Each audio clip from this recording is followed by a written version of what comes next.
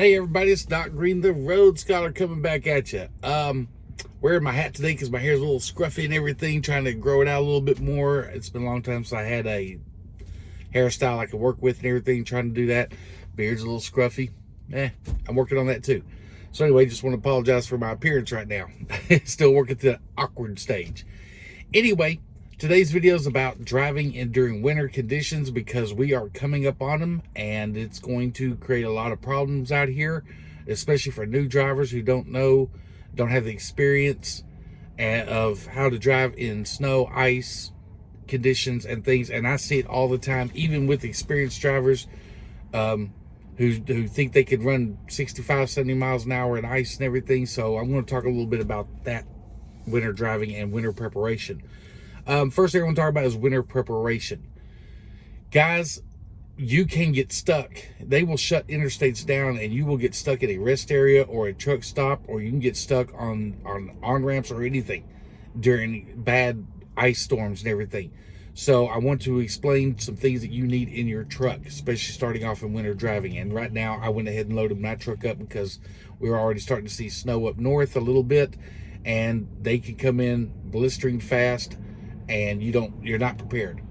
So always have canned goods on your truck. I always carry some extra canned goods. I don't like eating canned goods because they're not really healthy for me, but I carry them on my truck just in case something goes wrong. And they're good for snacking around on or something, sometimes like candy tuna fish or something. But anyway, yes, you want to have plenty of canned goods. You want to have enough for at least a 4 or 5 day supply, because you can get stuck out here that long. We had one driver at Dart a few years ago. She got stuck, ran out of fuel and couldn't get anywhere, and no one could get to her. Luckily, she had blankets on her truck and everything. She had water. She did not have enough food, though. She ran out of food after about a day and a half, or about 2 days. So guys, make sure you have enough food on your truck. Make sure you have a couple of blankets. Me, I always keep a winterized sleeping bag. It's still bundled up. I've only had to use it once. Don't like using it, but I have it just in case. And when I say winter type sleeping bag, I don't mean go out here and get some cheap one that's only good for like springtime. It's real thin and everything. Get a thick winter sleeping bag. I went to the Army surplus store and bought one of the Army sleeping bags. Those things that keep you warm. Oh man, I don't care how cold it gets. But I got it on my truck just in case I need it. Another thing you're going to need is water. Always have at least a minimum of 1 case of water. I say case, 136 pack, 148 pack of water. That's what I have on my truck. Actually, I have 2, but always have at least 1. And you want a way to make sure that you can warm up your food and things. What I use is a little, you can buy them at the truck stop. It's looks like a little lunch box. They call it a stove, an oven. And I have one of those on my truck, and I also have a microwave oven, and I have a huge converter to run them both. Now, can you kill your batteries using them? Yes, if you use that converter more than 2 days out here, it will. Mine is a huge one. I mean, big 1500 watt inverter. But I use it at nighttime for my sleep apnea machine, which I have to use, and I also use it to run my microwave because the little inverter that came on my truck wasn't big enough. So I have that. What else do you need? Winterized clothes, winter clothes. Okay, get a big, thick, sturdy jacket. Don't be trying to get out here and run around in these cool looking jackets and everything. I got 2 jackets on my truck. I got one that's a big, heavy duty safety colored, the lime green safety colored jacket, and I got a black or brown Dickies jacket with the hoodie that goes on top, just for getting out, getting fuel, things like that. But if you get stuck out here, you're gonna have to try walk a while to get to someplace safe or something, and it happens. Don't depend on that. Cell phone isn't going to save you if you're stuck out there and no one can get to you. So anyway, I got that on my truck. Also, you're going to want some non-slip boots. Now, you're still going to slide on ice, but get boots, not tennis shoes. Okay, boots. Have them in your truck. I got a pair of 2 pairs. I got a pair of work boots and a pair of regular Western style boots. The reason I carry my Western style boots is sometimes, like, I may be out working around and have mud and everything that goes up higher. Sometimes we get in those parking lots where they haven't paved them in a while or something. So I carry both types of boots on my truck. It's okay to have tennis shoes and everything for everyday use when you're not stuck or anything. But if you're stuck somewhere, you want the leather type tennis shoes, not the little fabric type. You know what I'm saying? Because those fabric types, as you step out there, snow gets on them and everything, they get wet, and before you know it, your feet are cold, and also cause your shoes to start smelling bad. So always have. I got a pair of tennis shoes. I got a pair of they're leather based tennis shoes. I'll show you what I'm talking about here. Like these are the old ones I wear, just something old. Nike Monarch. They're really relatively inexpensive. I keep a pair of these on my truck. Not the cloth fabric ones. I do keep a pair of cloth fabric ones for when I go to the gym and work out. And when I'm out here, I park at Planet Fitnesses at night and everything so that I can take a shower, work out, take a shower, use a massage table and everything before I get my day started. That's just me. But I do have a pair of cloth tennis shoes, but it's only for that. I don't wear them out here every day, jumping in and out of the truck at truck stops and everything, because they get all filthy, nasty, like you just seen that pair. That's what that pair is for. I keep one pair just for working out in gyms. But back to the winterized thing. Get a pair of those leather ones, because that way when you get snow on them and everything, the snow falls off on the sides and everything. It doesn't get your feet wet, doesn't get your socks wet, and your feet stay warm, and it's a lot more comfortable. A lot of people out here, check your windshield wiper fluid and the pump and the pressure and everything, and make sure it's cleaning your windshield and everything before the ice starts hitting. Because if you're driving on the highway and it's only spraying out, and sometimes it won't even spray out because it freezes up inside your tank. Just a fact. But I use the de-icer kind, the kind that doesn't freeze. I guess it's got antifreeze in it or something. But use that kind, the winter bug wash or window wash or wiper stuff. Don't use the blue fluid. It will freeze in that tank. And then when the trucks hit you're driving down behind another car or truck, and that backwash hits your windshield and everything, and your pump will come on, or won't spray water, and you're sitting there trying to use just your windshield wiper blades. All you're doing is smearing up your window. It will cause bad visibility. You already got bad visibility because it's going to be snowing out here. You got bad visibility because you can't see the road because snow is covering the road. The last thing you need is not to be able to look out of your windshield. And guys, it has happened to me. That's how I know. Back when I first started driving, I didn't know all these things, and I'm up here trying to look out of these little bitty circular holes, or little holes I can find inside all the mud and everything on my windshield. If it gets too bad, and it will, experienced drivers know that we've been out here long enough that when it gets so cold, as soon as the water hits your windshield, it freezes up there, and you can't hardly see anything. Don't try to keep driving. Pull over, scrape off your windshield. You know what I'm saying? Use something. Get an ice scraper with you in your truck. Scrape off your windshield, and then continue driving. Get to a near safe point and park. No load out here is worth your life. No bill that you owe is worth your life. Your home mortgage bill and everything else, if you're behind on your bills, that's another whole type of video. That's about finance and everything. But none of that is worth your life. And guys, you will see it. Especially you new drivers out here haven't been through a bad winter or anything, or haven't been through a strong winter. When it comes and it hits, you will see trucks over in the ditches. Some of these drivers don't make it, and it's sad because they should have pulled off the road. If it gets too icy or something, get off that road. If you can't see the road, get off I did not know that my first year. I thought, okay, I'm going to follow these other truck drivers. They got all this experience and everything. And I was driving for FFE at the time, heading up into Canada in the middle of December, and couldn't see a road. Luckily, I didn't have an accident. But I got in convoy with about 3 other drivers. They said they had all this experience and everything. We're driving, and they may have had experience in driving a long time, but it became very apparent to me after about 15-20 miles, they were in no better shape to be driving on that road than I was. There's no magic formula to beat ice. You're not going to beat it. So as soon as I got up to where I could pull off at a truck stop or a safe haven, that's exactly what I did. Guys, it gets bad out here. I've seen times in Atlanta, I think it was a few years ago, it got so bad that once the loop had cleared, it took almost 7 hours to get around the loop of Atlanta. And by the time we got out and started heading on, I think it was I-85 north or I-75 north, whatever it was, as I was heading north, it was so bad that everyone had parked their cars on the interstate and walked home. They couldn't even get off the interstate, and you're stuck there. and I was stuck there for about 12 hours. It happens. So when you're out here for winter, be prepared. Have your warm clothes, and I'm talking about warm clothes because if your truck dies and you're out there in a freezing, guys, it gets below freezing in a lot of these places, especially up north.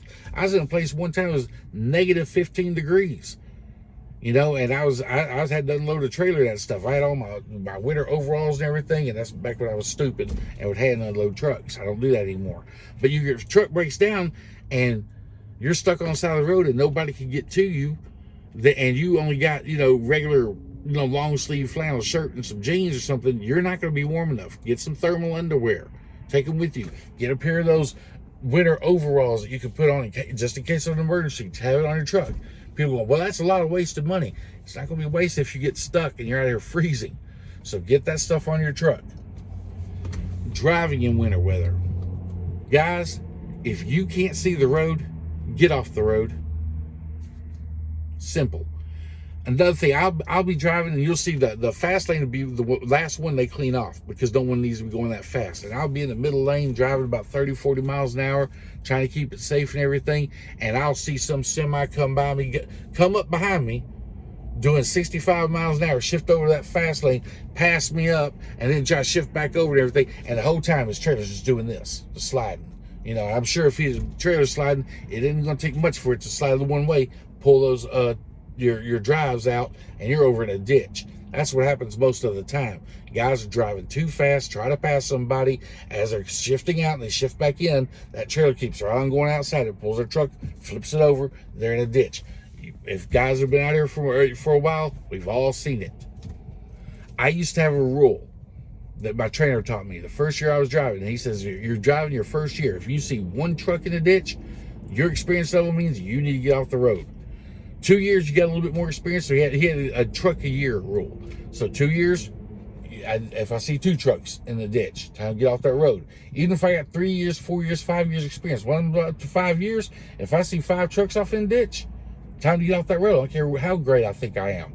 You know what I'm saying? Driving. I stop at 5. If I see 5 semis laying in ditches within a certain amount of time, I'm off that highway.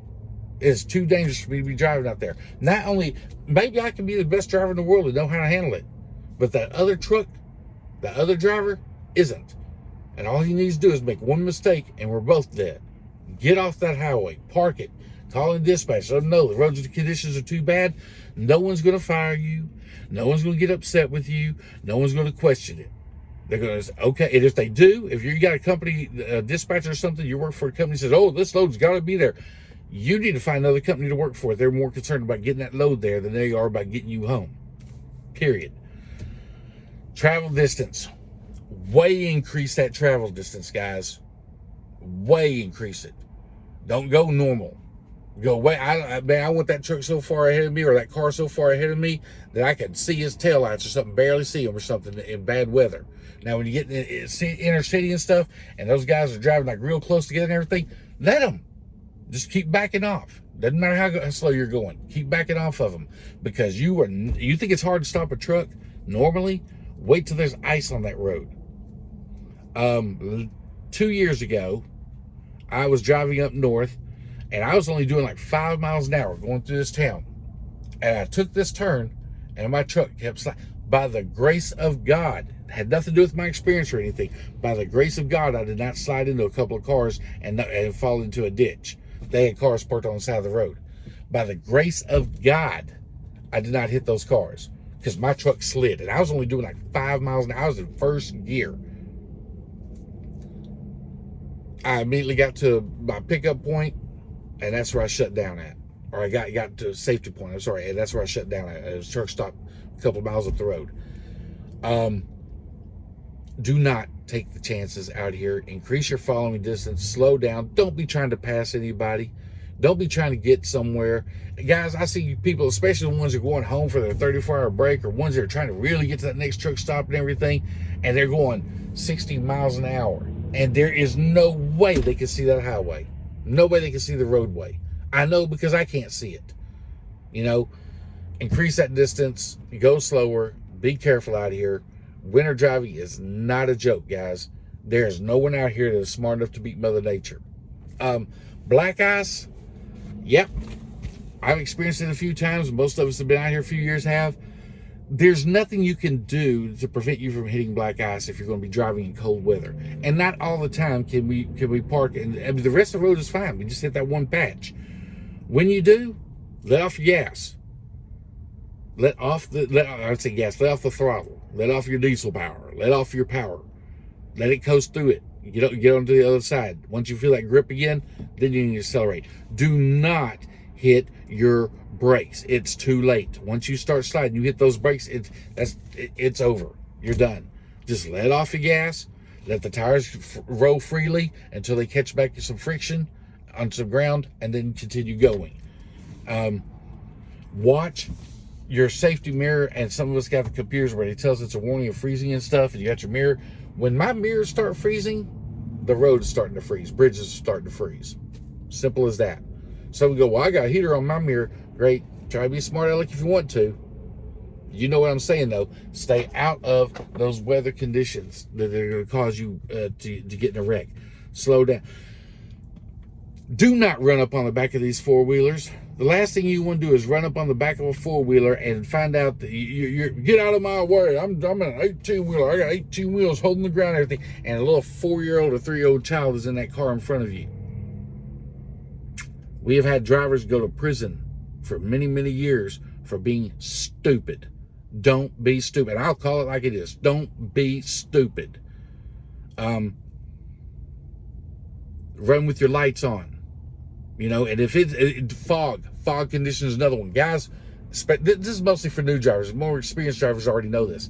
When you're driving in foggy conditions, especially in conditions that you've never been in before, you know, that car, the taillights on that car look like he's about a half a mile in front of you, or a mile in front of you, when he's actually only a few hundred feet in front of you, if that. He may only be 50 feet in front of you.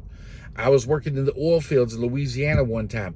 It got so bad, the fog was so thick, that I knew I was near a truck stop. Right at exit 5 on 20, there's a Love's and a Flying J right across the street from each other on the right-hand side. I knew they were there.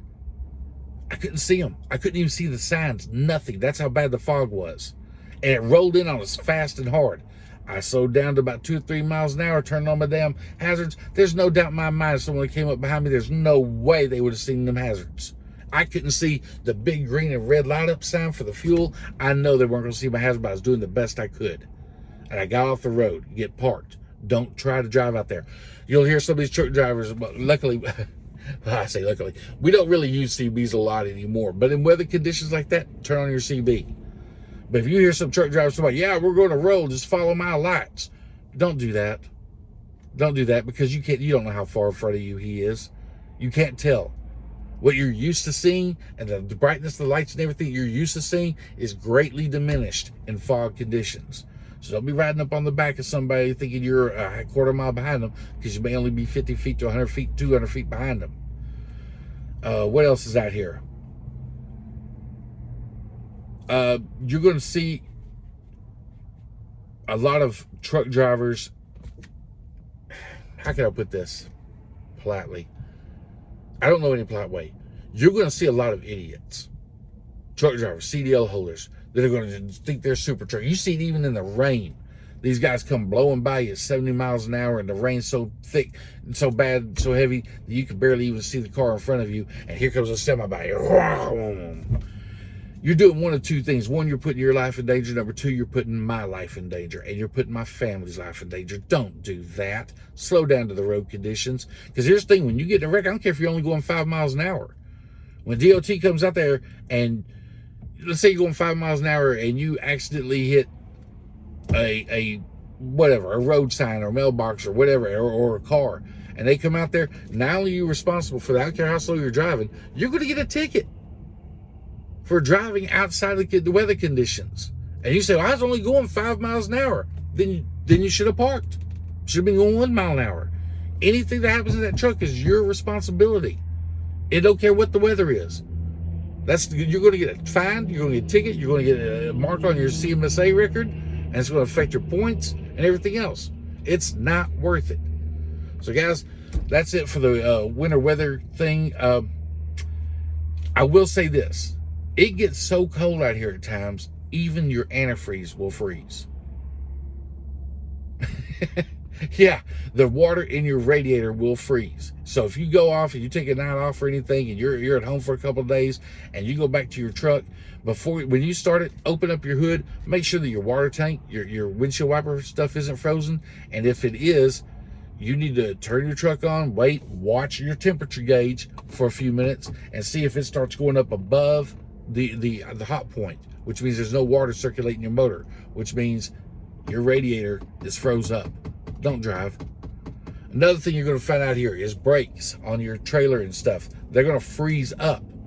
Now, there are ways around to get those brakes unlocked. One, you can take alcohol and pour it down inside the bottle of isopropyl alcohol, the medical alcohol, pour it down inside your air lines, connect them back up, and blow the alcohol through there. Sometimes that will help melt the ice and everything, get you rolling.